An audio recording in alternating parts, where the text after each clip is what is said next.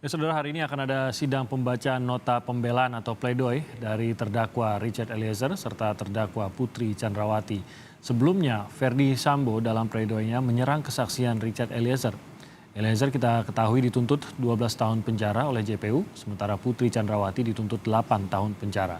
Pledoi seperti apa yang akan disiapkan oleh Eliezer, dan tentu tuntutan 12 tahun penjara belum final karena hakimlah yang akan memutuskan dalam vonis. Kita akan memperbincangkan hal ini bersama penasihat hukum dari Richard Eliezer, Bang Roni Talapesi. Dan juga nanti akan ada pakar hukum pidana dari Universitas Al-Azhar, Pak Suparji Ahmad, yang akan bergabung bersama kita nanti. Saya sapa dulu, Bang Roni. Selamat pagi, Bang Roni. Selamat pagi Bang Timothy. Terima kasih sudah bergabung bersama kami hari ini di Breaking News Kompas TV. Bang Roni, mungkin saya ingin bertanya dulu mengenai kondisi Eliezer bagaimana. Kalau kita lihat dalam tuntutan, tampaknya Eliezer cukup terpukul dengan tuntutan yang dibacakan oleh JPU, yaitu 12 tahun, lebih tinggi daripada 3 terdakwa lainnya yang dituntut 8 tahun. Tapi kondisinya bagaimana pasca pembacaan tuntutan hingga hari ini, Bang Roni? Ya, pasca pembacaan tuntutan kami berdiskusi bahwa proses persidangan kan masih berjalan. Kami sampaikan kepada Icat supaya tetap optimis, dan saya lihat juga Icat sampaikan kepada kami juga supaya serahkan semuanya kepada penasihat hukum. Kita berdoa, kita sudah berbuat yang terbaik. Nanti kita serahkan kepada proses persidangan yang masih berjalan ini. Kemudian kan nanti masih ada tahapan. Hari ini adalah pledoi, kemudian apabila jaksa ada replik, nanti kami juga akan ada duplik, kemudian pada putusan majelis hakim. Jadi proses ini masih berjalan. Richard sampaikan supaya kita tetap optimis, berdoa, tetap tenang, bahwa keadilan itu masih ada. Seperti itu Bang Timothy. Masih bersemangatkah Richard untuk, ya karena ini langkah-langkah terakhir, masih ada amunisi kah, masih ada energi untuk terus melanjutkan ya perlawanannya, khususnya pada tuntutan 12 tahun yang sepertinya dirasa tidak banyak hal yang belum dipertimbangkan untuk meringankan atau bahkan membebaskan Richard dari tuntutan ini? Iya Bang Timothy, tentunya Icat sampaikan untuk tetap optimis. Dan juga kami dari tim penasihat hukum menyusun pledoi dengan sedetail mungkin dan seringkas mungkin agar bisa dipahami secara utuh di muka persidangan. Kemudian beberapa fakta-fakta persidangan juga pun kita sampaikan terkait dengan posisi dari Richard Eliezer, juga pun terkait dengan tuntutan jaksa penuntut umum. Kami melihat bahwa tuntutan dari saudara jaksa penuntut umum tidak memenuhi rasa kepastian, keadilan, dan kemanfaatan. Kami melihat seperti itu, bahwa di sini adalah bagaimana rasa keadilan yang tumbuh di tengah masyarakat ya, di dalam kasus Richard Eliezer. Kenapa? Karena Richard Eliezer inilah yang membuka kotak Pandora. Dia sebagai status sebagai justice collaborator, kemudian memberanikan diri untuk membuka kasus ini karena melihat awalnya kasus ini kan tertutup ya, tetapi kalau tidak dibuka ini akan menjadi suatu peristiwa yang membuat banyak rugi dari banyak orang. Kenapa saya sampaikan seperti itu? Karena sudah waktu itu kan kalau kita bilang kalau Richard Eliezer tidak membuka ini, bisa-bisa negara bisa menjadi krisis negara. Kenapa? Karena pada saat itu kan publik mempertanyakan ada apa, sehingga kalau kita lihat bagaimana Polri yang pada saat itu sampai surveinya sampai rendah sekali ya. Karena publik tidak mempercayai atas apa yang disampaikan pada saat itu. Jadi ketika situasi seperti itu, kemudian Richard Eliezer dia mau berkata jujur ya. Sebelumnya kan dia masih berbohong, kemudian dia mau berkata jujur. Ini mengembalikan rasa kepercayaan publik kepada publik. Rasa kepercayaan publik kepada Polri.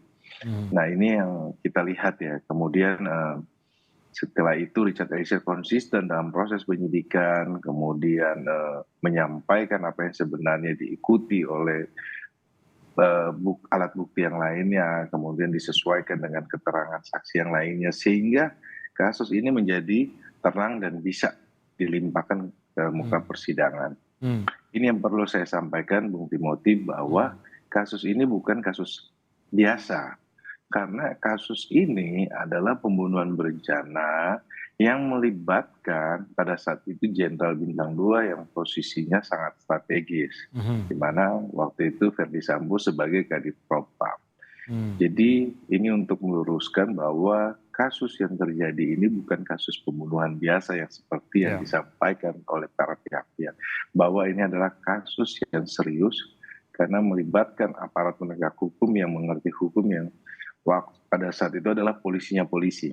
Nah, Jadi maksudnya banyak interest, banyak kepentingan di balik ini begitu ya, maksudnya yang Anda sebutkan tidak biasa itu adalah suasana bahkan sampai ke luar ruang sidangnya, maksud Anda, Bang Roni? betul, Kak, karena masyarakat pengen tahu apa yang terjadi karena melihat bahwa kasus ini bukan seperti yang biasanya. Hmm. Karena kan banyak pertanyaan pada saat itu, sehingga kalau kita ingat kembali sih, Bapak Presiden sampai ngomong 4 kali kan supaya Ya. kasus ini dibuka secara terang. Jadi ini menggambarkan bahwa kasus ini bukan kasus biasa, Bu Timothy. Hmm. Ini adalah kasus yang serius karena apa? Melibatkan Jenderal Bintang 2, kemudian kan melibatkan anak buahnya yang diperintah, kemudian bagaimana TKP-nya rusak, CCTV-nya rusak, sehingga banyak pertanyaan dari masyarakat luas. Nah, Oke. pada saat Richard Eliezer mengaku, kemudian dia konsisten, kemudian sampai proses di persidangan, kami melihat bahwa hal ini merupakan proses penegakan hukum yang baik ya. Karena apa? Ada satu sikap dari seorang Bayangkara II yang kemudian dia mengaku apa yang terjadi, kemudian dia konsisten, sehingga dalam proses persidangan ini semua berjalan lancar. Tetapi ketika dihadapkan dengan tuntutan, tentunya ini kan terkait dengan rasa keadilan, Bung Timothy. Ya. Di mana rasa keadilan ini ketika terdakwa yang lainnya dituntut lebih rendah dari Richard Eliezer. Bukan hanya Richard Eliezer dan keluarga yang mempertanyakan, tetapi masyarakat luas dalam hal ini. Jadi yang tadi kembali bahwa di awal saya sampaikan bahwa jaksa harus memperhatikan juga Ya. kemanfaatan dari tuntutan ini, bahwa perlu kita ingat keluarga dari almarhum, keluarga korban almarhum Joshua itu sudah memberikan maaf kepada Richard Eliezer. Tetapi proses ini masih berjalan, Bung Timothy, kita akan serahkanlah nanti bagaimana palu hakim yang akan memutus. Ya, jadi mungkin sederhananya tadi yang digambarkan Bang Roni adalah ini bisa terkuak ya berkat Richard Eliezer. Kalau tidak mungkin mengikuti skenario yang sudah disiapkan gitu. Dan ini yang harus dilihat oleh hakim. Tapi mengapa tuntutannya masih lebih tinggi justru daripada para terdakwa yang dalam tuntutan jaksa pun mengatakan masih berbelit-belit dalam memberikan kesaksian mereka atau keterangan mereka, masih berbelit-belit dan banyak hal yang rasanya masih belum jelas didapatkan dari terdakwa lainnya. Tapi di sisi lain, Mbak Roni, hal yang seperti yang dikatakan oleh Jampidum juga, yang paling memberatkan adalah masalahnya penarik pelatungnya adalah Richard Eliezer ini, gitu. Yang menyebabkan kematian dari Yosua adalah Richard Eliezer.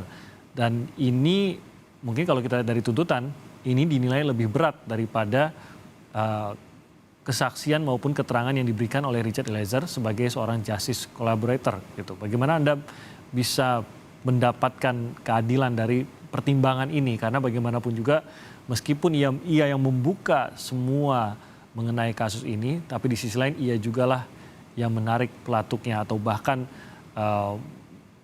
jadi di kejaksaan itu dirasa menjadi salah satu pelaku utamanya, Bang Roni. Kalau terkait pelaku utama, kami berbeda pandangan ya Bung Timothy, bahwa di dalam fakta persidangan bahwa dia leader yang digerakkan, ada orang yang menyuruh Jadi perumpamaannya adalah Richard Eliezer ini sebagai alat. Mhm. Kalau berbicara sebagai alat, dia tidak bisa diminta pertanggungjawaban pidananya. Mmm. Jadi itu yang pertama. Yang kedua, fakta persidangan terungkap bahwa Richard Eliezer ini tidak punya niat jahat Ya. atas korban almarhum Joshua. Kenapa perlu kita sampaikan? Karena di fakta persidangan, Richard Eliezer orang terakhirlah yang dipanggil oleh Verdi Sambo, kemudian orang terakhir yang naik ke dalam mobil. Di dalam dipanggil sebelum naik mobil, itu dipanggil sama ART yang bernama Agus, di mana ART yang bernama Agus sampai sekarang buron, tidak tahu posisinya di mana. Mmm, mmm. Jadi dia orang terakhir yang dipanggil, kemudian mereka dari rumah Saguling ke rumah Duren 3, kemudian sampai di rumah Duren 3, itu juga pun dia dipanggil oleh Verdi Sambo. Dalam posisi itu sebagai yang pangkat paling rendah, berulang-ulang saya sampaikan terkait dengan relasi kuasa ya. Karena dia dalam posisi pangkat paling rendah, kemudian dia tidak bisa punya kesempatan untuk menolak atau memikirkan apa perintah tersebut. Karena dia itu dilatih sebagai seorang prajurit yang selalu taat dan harus taat dan menaati perintah. Mmm. Nah, jadi pertanyaannya kepada publik kan, karena itu kan perintah yang salah. Nah, Ya. itu perlu kita lihat juga dari aspek psikologi dari Richard Eliezer. Itu sudah kita uji bersama di muka persidangan. Mmm. Jadi hal itu seharusnya tidak bisa sesederhana itu gitu ya, Bang Rony. Karena betul bahwa yang sekarang yang diperdebatkan adalah kenapa tidak menolak gitu. Karena kalau kita mau merujuk pada pasalnya memang itu, harus perintah yang diberikan oleh atasan dan masih terkait dengan mungkin tugasnya atau masih di ranahnya atau paling tidak orang yang diberi perintah tersebut tetap bisa mengutamakan ya hukum utamanya dan mengetahui yang mana perintah yang melanggar dan mana perintah yang sesuai dengan memang tugasnya begitu. Dalam hal ini kan itu yang menjadi pertanyaan bagi Eliezer. Kenapa kok diminta untuk tembak orang kok mau?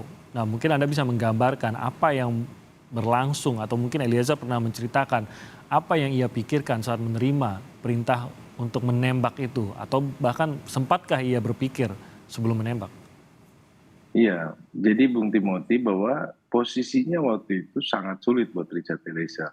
Jadi kalau disampaikan bahwa dia bisa berpikir, dia bisa nembak milih kaki atau apa, sudah tidak bisa Bung Timothy. Hmm. Nah, terkait dengan situasi yang ada, tentunya kan yang disampaikan bahwa kalau Richard Eliezer, dia kan bisa menolak perintah itu kan ada terkait dengan surat edaran Kapolri. Mhm. Tapi di dalam surat edaran Kapolri itu, kalau tidak salah Bung Timothy, kalau ada perintah yang salah, dia harus melaporkan satu tingkat di atas dari orang yang memberikan perintah. Hmm. Sedangkan pada saat itu adalah yang memberikan perintah itu Kadif Propam. Kalau Kadif Propam itu kan satu tingkat di atasnya adalah Kapolri. Hmm. Gitu loh. Jadi dia mau melapor kepada siapa dan situasinya waktu itu kan sudah tergambarkan di muka persidangan Verdi Sambo dalam posisi marah, menangis, kemudian sampaikan percuma saya punya pangkat seperti ini. Jadi hal-hal seperti itu kan tidak bisa yang kalau kita sampaikan sesimpel itu ya, Bung Timothy. Dan juga terkait dengan perintah yang salah, perintah jabatan ini sudah bahwa kita menggunakan KUHP. KUHP itu untuk sipil. Tetapi kalau terkait dengan perintah jabatan di dalam keadaan perang itu untuk militer. Sedangkan KUHP ini berlaku untuk sipil dan kalau kepolisian menggunakan KUHP.